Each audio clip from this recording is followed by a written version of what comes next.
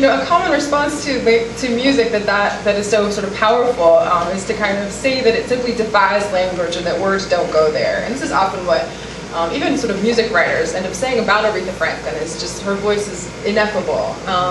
But other writers, creative writers, tend to not say that. On the contrary, creative writers often sort of take it upon themselves to translate that ineffable sound into the medium of language. So they give literary shape and form to music's rhythm, energy, the grain of a singer's voice. They try to explain kind of how it makes them feel and what it seems to mean.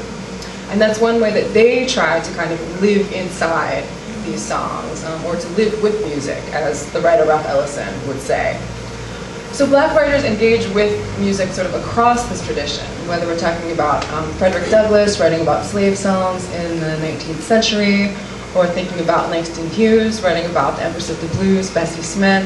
We have James Baldwin's famous short story, Sonny's Blues, in the 50s. Toni Morrison writes her novel called Jazz in the 90s. So we see a consistent engagement with African American music throughout this literary tradition.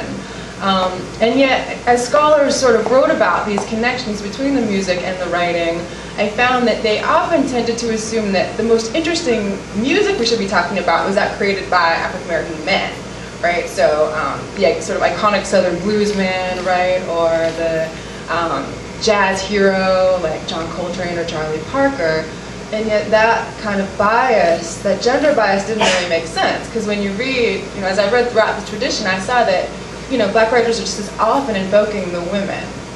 So that's what my book is about. I explore these connections, and the writers that I focus on in the book are Richard Wright, Ralph Ellison, James Baldwin, Gail Jones, and Nikki Giovanni. And the singers that I talk about are Bessie Smith, who's known as the Empress of the Blues in the 1920s. I write about Billie Holiday, who's the jazz singer known as Lady Day. Mahalia Jackson, the Queen of Gospel, Aretha Franklin, the Queen of Soul. And my epilogue is on the relationship between the poet Linda Susan Jackson, the rapper Jean Grey, and Etta James, who is not known as the Queen of anything but should have been. In her own mind, you know.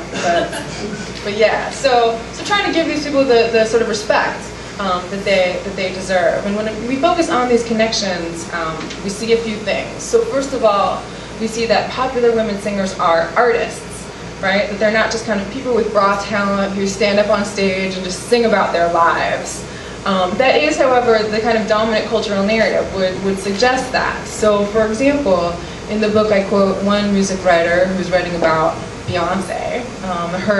Her album, not the latest one, but the album 4 that she releases in 2011, and he calls her a sort of hummingbird and a storm, and kind of, you know, relates her to these very sort of natural phenomena, suggesting that music is just something that pours out of her, that doesn't require any actual like conscious thought and deliberation. But we know that it does. So, you know, as I write about these singers, I'm trying to see them as artists in their own right, and suggest that they deserve just as much, you know, respect and careful attention as canonized authors would get.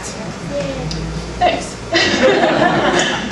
So when we look at it this way, when we see that the singers, you know, as artists in their own right, we can see that they and the writers approach their art in similar ways. So for example, in 1961, James Baldwin comes right out and says that the way that Bessie Smith sings the blues is the way he wants to write.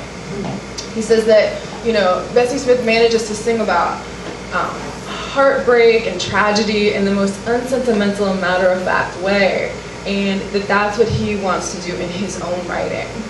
In 1958, Ralph Ellison praises the gospel singer Mahalia Jackson for her ability to integrate all these different kind of musical styles into her vocal art, so that even though she's singing gospel music, she's drawing on Western classical music and opera and the blues and all these different kinds of musical idioms or traditions. And that's just what Ellison himself is trying to do in his novel Invisible Man. You know, those of you who have read that book know that it's a very wide-ranging kind of book stylistically. So he uses a sort of Hemingway-esque type of understatement, and then these wildly sort of lyrical passages. He makes all different sorts of allusions and integrates different kinds of musical styles even into his own literary work. And then finally, these expressive innovations, you know, on part of both the singers and the writers, have important social meanings. So when Bessie Smith and James Baldwin kind of write in this understated way, one thing that I would say that they are doing is sort of refusing narratives of Black victimization. Yeah, refusing to be seen as what Zora Neale Hurston would call tragically colored. When Ralph Ellison and Mahalia Jackson write and sing in this radically resourceful way, they're showing us that gospel music and African American fiction are complex and rich artistic terrains that Black artists have always, even under a kind of Jim Crow regime, that they have always defied the boundaries that have been constructed to separate people, right? That art has always crossed those boundaries. So back to Aretha Franklin. Aretha Franklin has performed many of her own border crossings throughout her illustrious career. So as many people know, she starts out singing in her father's Baptist church in Detroit, and she sort of crosses over to the secular mainstream in the late 1960s. However, the Black arts poet Nikki Giovanni, who writes a beautiful poem called Poem for Aretha in 1970, she helps us see that just because Franklin sort of crosses over doesn't mean that she ever sort of sells out or leaves the Black community behind. On the contrary, Giovanni sort of contends in this poem for Aretha in 1970 that Franklin emerges as a leading radicalizing force within Black communities at this time. So for example, many people hear Aretha Franklin's song Respect, her recording of Otis Redding's song Respect. They hear that as a call for both gender and racial equality, right? You need to respect me when I get home. And the different things that that can mean, not only on a personal level, but also on a broader social level. As Giovanni writes in her poem, she says, Aretha was the riot, was the leader. If she had said, come, let's do it, it would have been done. She also helps us to appreciate the way that Franklin sings. So I'm going to read from my book a little bit about what I mean by that. Giovanni's poem for Aretha attunes us not only to the political valence of Franklin's music, but also to the processes through which Franklin creates her own signature voice, so to the way that she sings. We hear these processes clearly in her version of A Change Is Gonna Come. Recorded 3 years after Sam Cooke's mystifying death in a Los Angeles motel, Franklin's Change is an elegy for Cooke, who was one of her idols, as well as a love interest. You read about this era or live through this era and you realize that everybody is in love with Sam Cooke, so it's not necessarily saying anything, but he was a dear friend as well as a love interest of Aretha Franklin's, and so his death hit her very hard. So it's an elegy for Cooke. It's also a political statement that witnesses and affirms Cooke's own political statement that he's making in this song. And finally, it's a story, I would say, about sort of assuming one's voice through the process of apprenticeship. Yeah, so singing somebody else's song, you kind of find your own voice and start to sing your own. And that's exactly what we hear her do in this version of the song. And Giovanni helps us to understand kind of how that works. So there's a beautiful published conversation between Giovanni and the older poet Margaret Walker. They published in 1974. And they're talking about Aretha Franklin at one point. And Nikki Giovanni just says, the woman is a genius. And she says, just listen to what she can do with a line. And so, I took that, as a literary critic and tried to interpret that. Think about what might she mean by that comment. And so, one thing that she does, that Franklin does with the line, that I think Giovanni might be referring to, is that she consistently sings a line as if it would be spoken. She kind of speechifies a song text. So, for instance, in her version of A Change Is Gonna Come, we could listen to the way that she sings the line, and I asked him, brother, can you help me please? And so, the way that she sings that, she kind of sings the first syllable. And I asked him, brother, can you help me please? And so she kind of sings the first syllable, the brother, at the outer edge of her range. She lets the word kind of fall, as if calling out to somebody. The entire coda of the song, in which Franklin takes the song to church against the ostinato pattern of Spooner Oldham's organ, is a heady display of such speech-like effects. Listen, for example, to Franklin's use of melisma to stretch and stress the word real. She sings, yeah, it's been an uphill journey. It's been real hard every step of the way. For another example of this technique, we could listen to the second verse of I Never Left a Man, which is another kind of classic recording from this same era, from this album. And Franklin sings, the way you treat me is a shame. How could you hurt me so bad? So she sings this at full voice, whereas I have to, you know, how could you? But the point is that that first line descends. The way you treat me is a shame. How could you? And she kind of jumps up the octave there, as if, and I always hear that line as if it's like the force of the insult has just been borne in on her. Like she's just realized, like, wait a minute, like, so that's what I mean by speechifying the song text. I think that particular technique acquires special significance in Franklin's cover of Dionne Warwick's I Say a Little Prayer for You, which is another song that people might know. So there, at the end of the song, Franklin is kind of riffing on the main theme, and she ends the song by singing, this is my prayer, and her bluesy accentuation of that word is, this is, kind of italicizes that word, and I think it works to suggest that the song as a whole has been her prayer. And I see that as Franklin kind of poignantly navigating her crossover from, again, you know, beginning in the church and then crossing over into more kind of secular pop mainstream, and suggesting again that she doesn't leave the church behind, that these kind of secular love songs that she's singing are still a form of sacred expression. These are still her prayers. Further, we can hear Franklin's that kind of speechifying gospel aesthetic that I'm describing in her maximalist approach to a song text. So by that I mean, like, she adds a ton of new lyrics into A Change Is Gonna Come. She uses her outstanding musical and poetic sensibility to do this, you know, to kind of create this illusion of everyday speech. And Nikki Giovanni's own sort of form of poetic enjambment, she writes these lines that kind of go on forever, and I think that kind of attunes us, in fact, if we're reading it this way, to Franklin's own creation of this kind of lyrical flow in her own singing.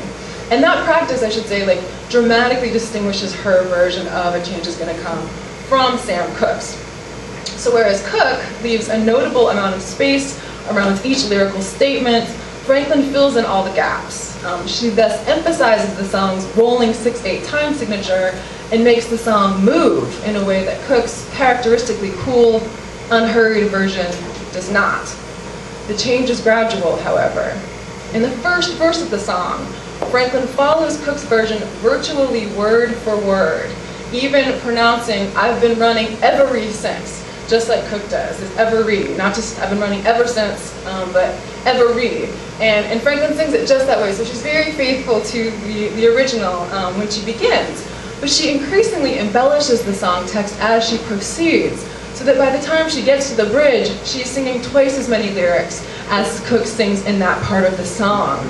She manages to fit new words into the song's structure by performing a kind of rhythmic and harmonic enjambment whereby each repeated phrase leads directly to the next.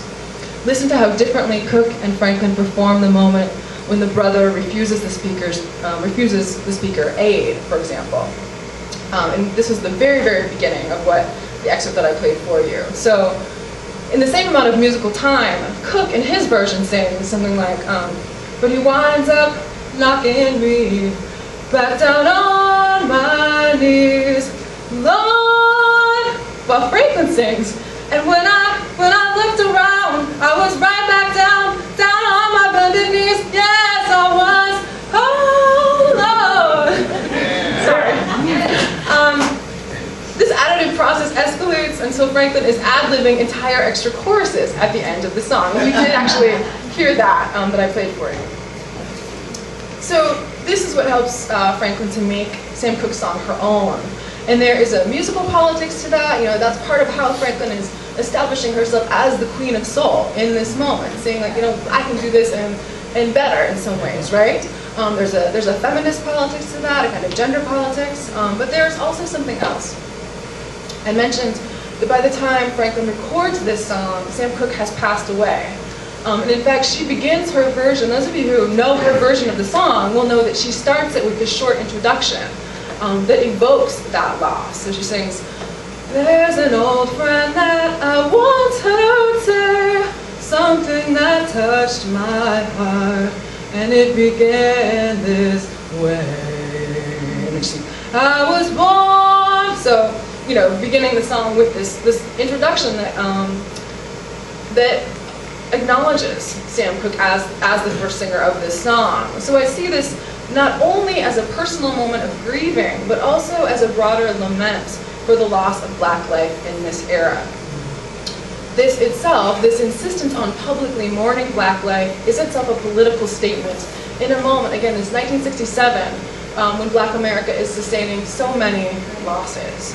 So in the space of a mere decade, since the late 50s, we witnessed the premature deaths of Billie Holiday, Dinah Washington, Sam Cooke, John Coltrane, Otis Redding, and many other musicians. These losses constitute the musical counterpart to other black riot leaders such as Richard Wright, Medgar Evers, Malcolm X, Martin Luther King. More losses are soon to come. By 1973, many revolutionaries are either in exile or in jail. The Black Panthers have imploded, Stokely Carmichael is in Africa, E. Trout Brown and Assata Shakur are in prison, and so on. In this context, Franklin's tribute to Cooke assumes a broader social significance. In her own musical way, she is mourning black life and thus making the case, which unbelievably still needs to be made today, that, quote, black life matters, in the words of the activist slogan. In this way, Franklin participates in and extends a musical literary tradition in which change is always in the making, in which change is always going to come. Thank you. Woo!